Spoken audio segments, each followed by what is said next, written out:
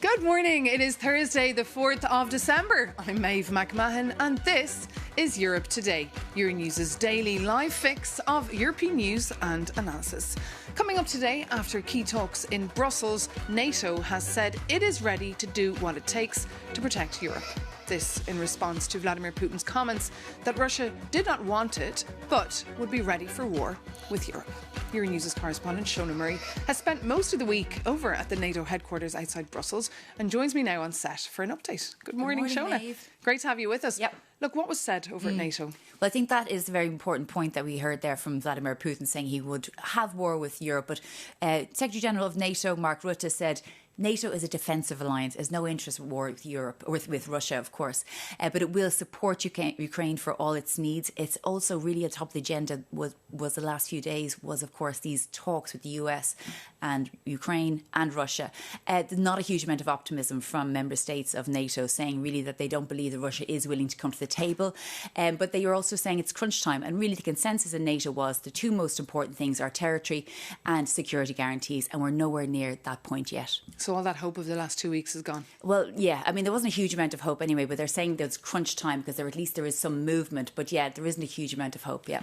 And meanwhile, the European Commission said yesterday they will move ahead with that loan for Ukraine using frozen Russian assets, but they don't have Belgium on board yet. No, they don't. They announced yesterday a legal workaround that would help indemnify Belgium against potential risks, major risks that exist for Belgium, because €180 billion of those Russian frozen assets are here in Belgium. But the Belgians are saying this isn't good enough and there are still major risks ahead for them. So I asked Secretary General of NATO, Mark Rutte, yesterday what he thought should be done with these assets. We look at Ukraine for next year. If the reparations loan /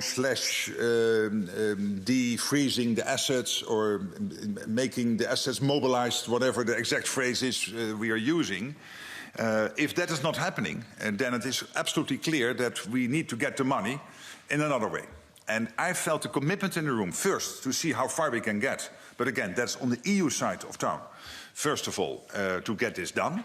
But there was also a clear understanding that if somehow this is not working out, Ukraine cannot be left alone.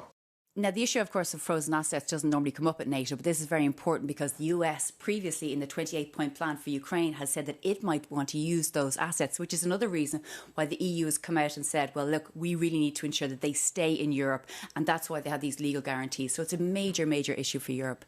This will be on the table, I imagine, for the next few weeks. It's going to be huge, particularly at the next European Council meeting in a couple of weeks' time. There's going to be a showdown, as one source said to me.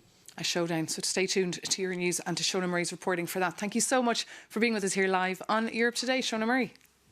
But now, coming up, we'll be joined by Roxana Minsatu, the Executive Vice President of the European Commission. The Romanian socialist politician spent years as Minister for European Funds back home and also had a stint as a member of the European Parliament. And now her wide portfolio includes social rights, skills, quality jobs and preparedness, where she's trying to keep the social agenda alive. Commissioner Minsatu, welcome to Europe Today. Great to have you with us. Pleasure to be here. Good morning. And you're here, of course, because you have a busy day. You're presenting your plan for quality jobs in Europe. And unemployment is down here, but of course quality jobs are scarce. How will you fix this problem? Yeah, we present Europe's strategy for quality employment. We're looking at three directions. First, how do we keep jobs in Europe in key industries and how we create new jobs, looking at the green transition, at the digital transition. Second, how we modernize employment, algorithmic management, AI in the workplace. We really need to do something about that. And third, of course, we need to consider the fairness of jobs, wages, health and safety in the workplace, just to name a few dimensions. And with factory closures and people having to reskill and upskill, how can you help them with this transition, which is difficult? We presented, even in the spring, our Union of Skills, our skills let's say, strategy in Europe, where we proposed this skills guarantee for workers. And now we are starting to pilot it. It's dedicated to the automotive sector and the supply chain, because we see there a lot of restructuring and a lot of shifts due to several, of course, challenges that the industry is facing. And we are testing different models. Let's see what the best scenarios will be.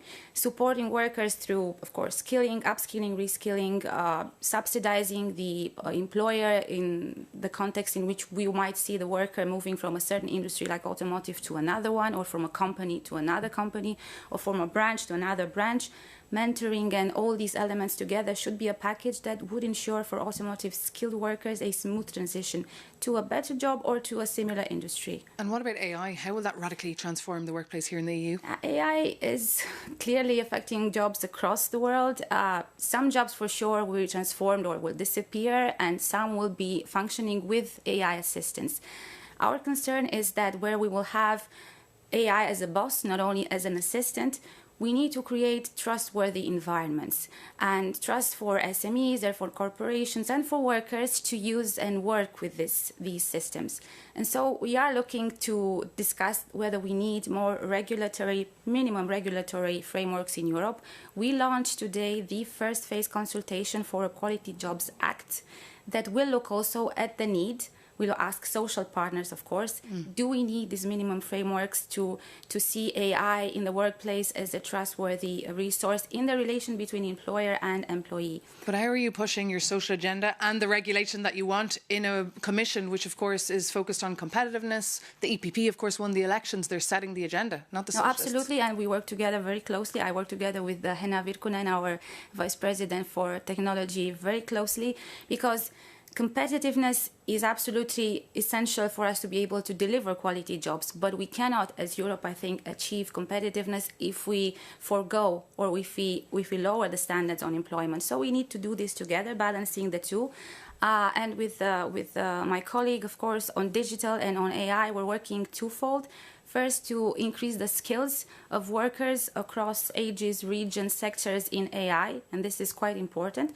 And second, without creating burden, without creating overlaps, because we have the AI Act, we have the GDPR, we don't want to affect the agility of European industry. But where we have gaps, we need to see if we need regulations that create minimum protections for workers. And is social Europe dead?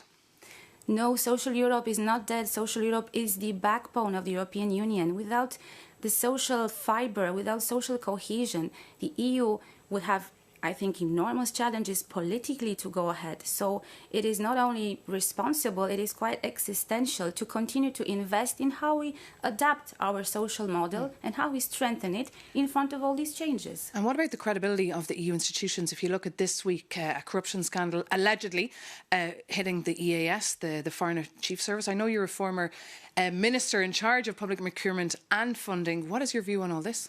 I cannot say that other than I was shocked because I had met Federica Mogherini a while back. Of course, I cannot comment on the investigation, but it is important that these investigations will be followed up thoroughly because it's EU money, it's taxpayers' money, and again, it's the trust in the European institutions that needs to be defended.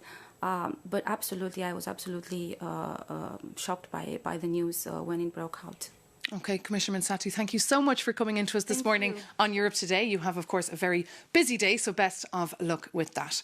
And another politician having an intense day is France's President Macron, who's currently on his fourth trip to China amid tensions over Ukraine. The French president is spending 3 days discussing trade, geopolitics and Ukraine.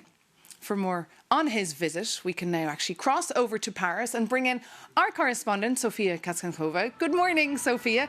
Great to have you with us this morning on Europe Today. Just tell us, why is President Macron in China and what exactly is at stake?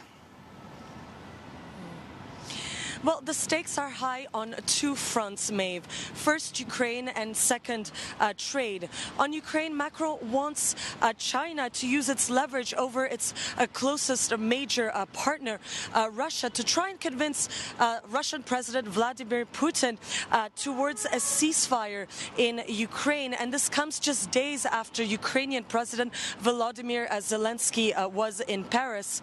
But the two sides remain far apart on what an end to this conflict should look like, with, for example, Beijing still supplying major drone components to Russia.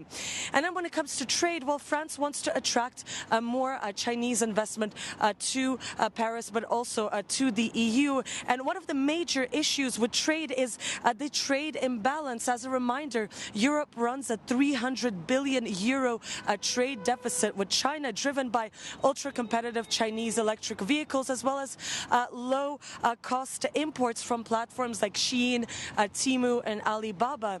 And at the press conference this Thursday morning, Macron summed up some of these major trade challenges. L'Europe et la Chine ont un rôle à jouer pour poser avec the EU and China have a role to play in laying the foundations for a fair and robust economic governance based on the rules rather than the law of the strongest. These imbalances are unsustainable and pose the risk of financial crisis. They jeopardize our ability to grow together.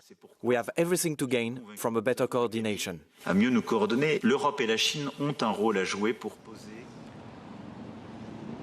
So despite these tensions, Macron and Xi Jinping still signed 12 cooperation agreements on bilateral investment, nuclear energy, and even panda conservation. Back to you, Brussels. So what does this mean then for France and of course the EU, because he's representing as well, Sophia, the European Union there?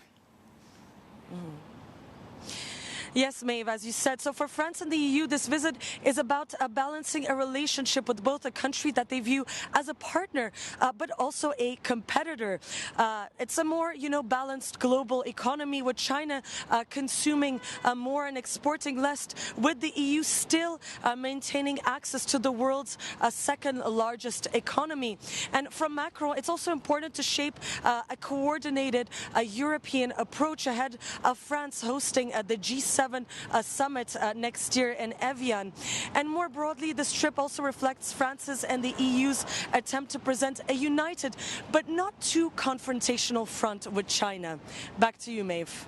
Okay, Sofia Kaskankova, thank you so much for that live update from Paris. We'll, of course, keep you up to speed on Macron's visit and any business deals that he clinched. Keep an eye, of course, on Euronews.com. But now it is time to talk about the Eurovision Song Contest. The famous festival is hanging on a thread after the boycott of several countries, including Spain, one of the 5 largest contributors to the Eurovision. They argue that Israel should get the same treatment as Russia, which was excluded in 2022 after Ukraine's invasion. Jakub Janis reports. Oh, the Eurovision. One would say it's a celebration of music that unites the whole Europe. And for some reason, Australia too. But your daily reporter has a different take. To him, it's all about a game of bingo that you play every May with your loved ones. And as at Euronews, we are one big family. So why don't we cast some bets? This year's Eurovision is facing a historic meltdown, with some countries threatening to boycott the party. Why, you ask? You see, there are 2 reasons. Allegations of Israel topping last year's public vote is one. And there is also war in Gaza, which Spain argues crosses a red line. So, here is the grid. If Israel is not excluded, Spain, Slovenia, Ireland and the Netherlands are out. But if Israel is excluded, reports say Germany and Austria would be out then. And as for our friends from Australia, they haven't commented on that yet. And I mean the country down under, not the host country. Sounds a bit complex, doesn't it? The voting happens today and tomorrow in Geneva, where Eurovision bosses will decide the new rules to solve the crisis. So go on, take your bingo cards and guess who will be singing this year. Jakub Janis reporting there for us. Well, this brings this Thursday's edition of Europe Today to an end. Thank you so much for tuning in. For more news in depth, visit Euronews.com. And we'll be back again tomorrow morning, where we'll be joined by the EU Commissioner responsible for housing and energy, Dan Jorgensen. So don't miss that. See you tomorrow on Euronews.